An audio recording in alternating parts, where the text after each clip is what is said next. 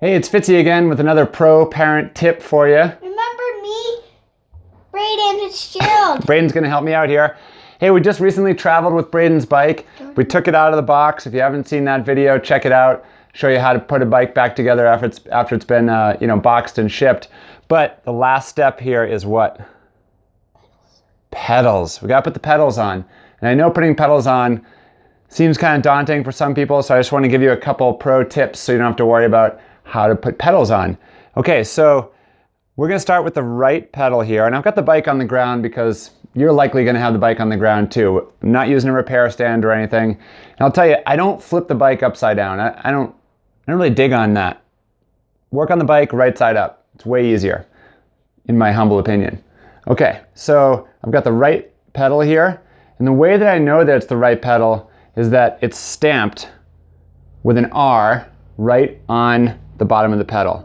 Now there's another way to tell if it's a right pedal too, just in case it's not stamped, and that's by looking at the threads, which I'm going to bring up to the camera here. See if you can see. The threads go in a certain direction. So to me, looking at the threads, they're going uphill to the right. It's going to look a little different for you on the camera, but look at those pedal threads. You can see that they go at an angle here. So look for the pedal threads that go up to the right. Okay, I've got a little bit of grease here. You always want to grease your pedals, especially on a kid's bike. They kind of get left out in the rain, and next thing you know, the pedals are frozen on there permanently. And I've got my pedal wrench here. These are two things you can pick up from your local bike shop: a tub of grease and a pedal wrench. Well worth the money. You're always, I don't know, it just seems like we're always taking pedals on and off.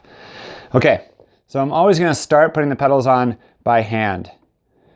And the key with installing pedals is that you should get pretty far into the crank arm here by just using your fingers without a tool. If you feel like you have to use a tool, you might be cross-threading it. So stop, back it out, wipe it down with a rag if you need to, and make sure it goes in gently by just finger action there. Okay, now I'm going to put my pedal wrench on the pedal, and there's a couple little flat sections on the pedal here that this fits perfectly onto.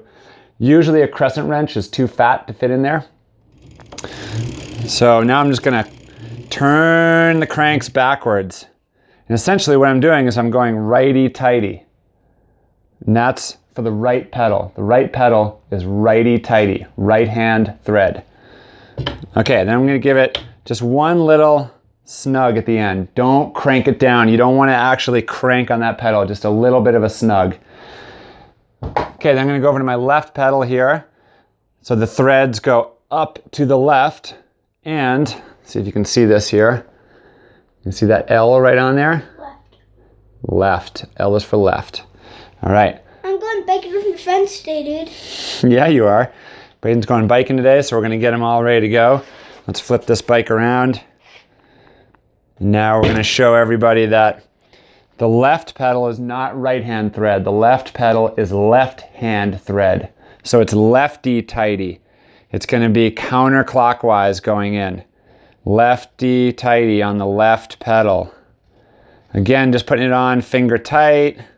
Just with finger action. I get it in pretty far. I know I'm not cross-threaded. Put the pedal wrench on. Back pedal the pedals. And then one little extra snug. That's all it is. Piece of cake. All right, go out and ride. Have a great day.